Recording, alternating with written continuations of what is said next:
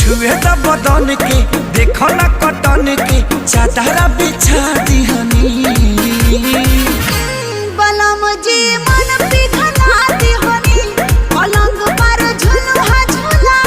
दिहनी बड़ी यार बात बेड अब फान के फान के फान के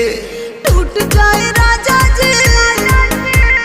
टूट जाए राजा जी पलंग सागवान